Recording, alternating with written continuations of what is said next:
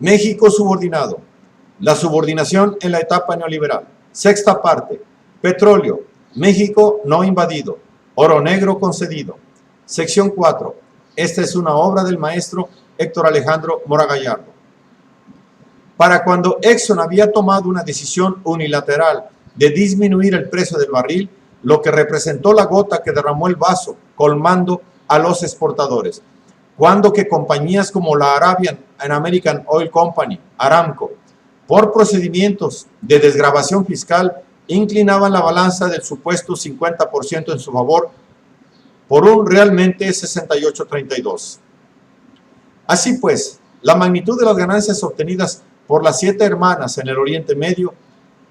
resultaban desconocidas, estimulando a los productores a crear su propio cártel, la Organización de Países Exportadores de Petróleo, OPEP,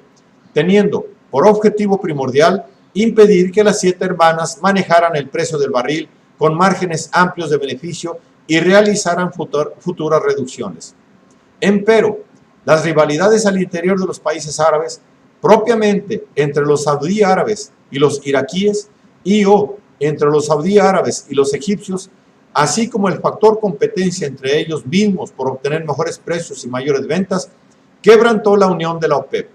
dificultándose acuerdos para racionar la producción de barriles, situación en la que los saudí árabes tenían el sartén por el mango en lo concerniente a marcar el precio y reducir o no la producción, algo que los imperialistas occidentales habrán de tomar en cuenta.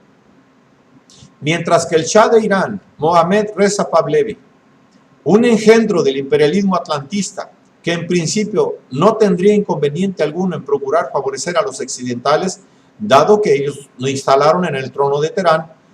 podría variar su política en resultas de una cierta compensación acontecida al propiciar la denominada Revolución Blanca en 1963, con la que pretendió reconciliarse con su pueblo por la gracia de distribuirle tierras, mostrándose abocado a tener una actitud menos entregada a los intereses atlantistas, lo que no fue obstáculo para que siguiese siendo el abastecedor de crudo a Israel. Para cuando en los años 50 y 60 los mayores productores de crudo venían a ser Arabia Saudita e Irán, cuya rivalidad secular y sus intereses divergentes no facilitaban la concordia, rompiendo la política conjunta de acordar producción y precios, mientras que por su parte 4 de las 7 hermanas ubicadas en Arabia Saudita también se hacían presentes en Irán.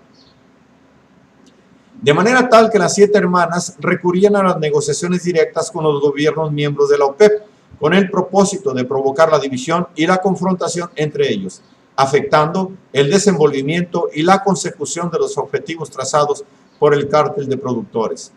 La Guerra de los 6 días, acaecida a partir del 4 de junio de 1967, llevando la invasión de Israel a Egipto, causó un agrietamiento entre los productores árabes y las potencias noratlánticas debido al apoyo proporcionado por estas al bando sionista. A propuesta de Irak se realiza una veda de venta a los occidentales, pero Irán y Venezuela no se unen al boicot, en procura de beneficiarse al verse incrementados los precios y las ventas en desmedro de los ingresos árabes, actitud que vino a quebrantar la OPEP y propició la creación de la OPAE, aparecida en septiembre de 1969. La derrota de Egipto trajo por consiguiente serias consecuencias a la unidad árabe, en su política conjunta como cártel productivo y en cambiar el entorno geoeconómico y político, pues la victoria israelí consolidó su condición de aliado preferente del imperio capitalista en el Medio Oriente, provocando asimismo un menosprecio por parte de los atlantistas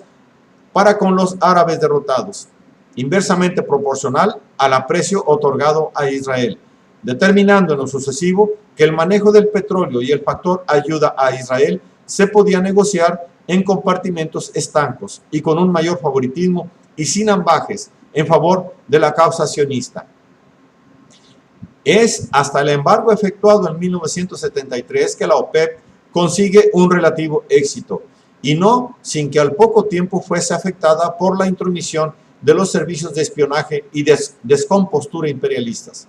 Habiendo sido en un principio Mohamed al-Qaddafi el líder incitador a la rebelión contra la hegemonía occidental, lo que para ellos significaba el atreverse a subir los precios del petróleo, acción que los imperialistas atlánticos nunca le perdonaron, hasta terminar por asesinarlo.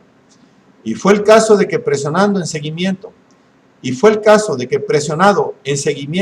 de la decisión tomada por otros países árabes, las Repúblicas Árabes Unidas, RAU, con cierta integridad otorgada por los esfuerzos de Gamal Abdel Nasser, cual líder de los países no alineados, y es que el propio rey Faisal de Arabia Saudí no quiso quedarse solo, decidiendo secundar las propuestas de sus congéneres, sumándose al embargo, decisión que a los norteamericanos les pesó mucho. El mismísimo Shah de Irán llevó la voz cantante al tomarse la decisión de elevar el precio del barril de crudo, pasando el umbral de los $10,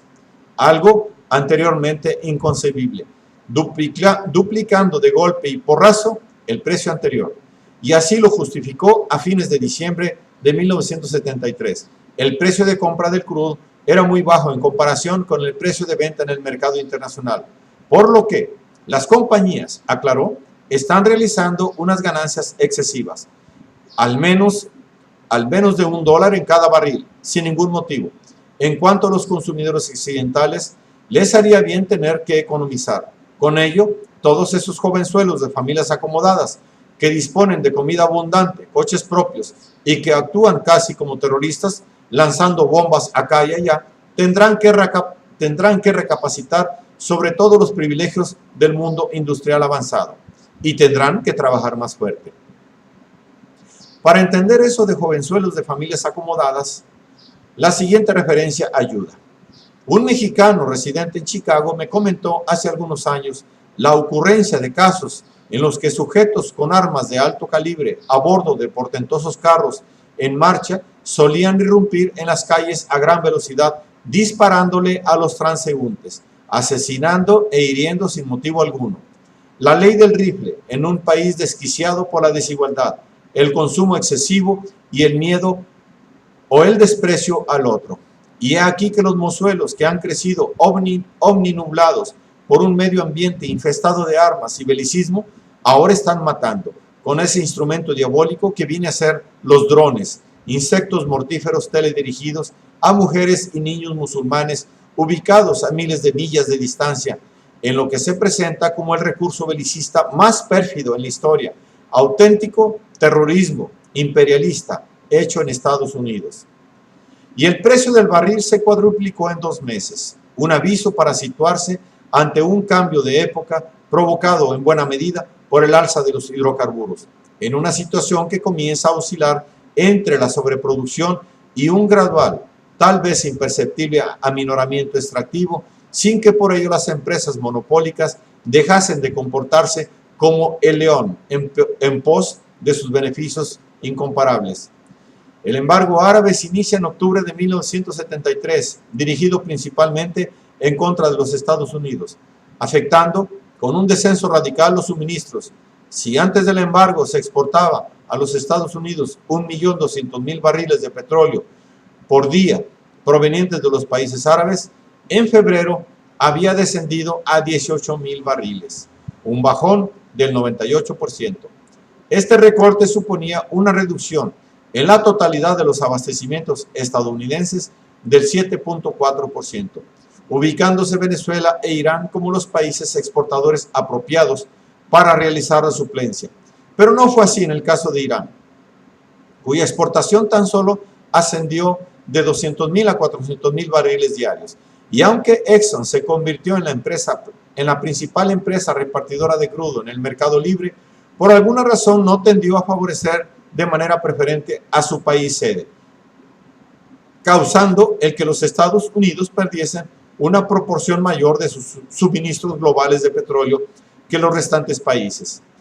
Cuando que por contraste, en el caso de Holanda, un único país del continente europeo embargado por los árabes ante su descarado apoyo a Israel,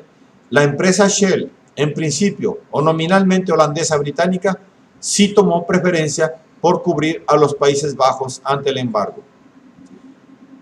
Si el embargo en pleno hubiese durado más de un año, aquello hubiese sido el apocalipsis de las economías occidentales, afectando incluso en gran medida a las 7 hermanas. Pero para marzo del 74 ya se había levantado en los Estados Unidos, habiéndose suavizado en Europa meses antes.